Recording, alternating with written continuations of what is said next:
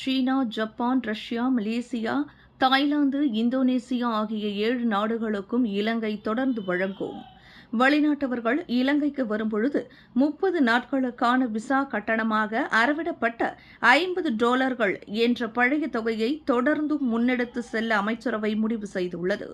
ஆனால் India, China, Japan, Russia, Malaysia, Thailand, Indonesia போன்ற 7 நாடுகளுக்கும் இதுவரை இலவசமாக வழங்கப்பட்ட விசா நடைமுறையை தொடர்ந்தும் முன்னெடுத்து செல்லவும் அனுமதி வழங்கப்பட்டுள்ளது.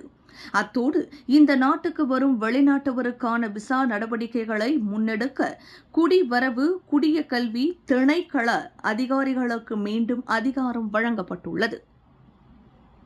விண்வெளியில் மேலும் செய்திகளை தெரிந்து கொள்ள கீழே இருக்கும் பெல் பட்டனை அழுத்துங்கள்.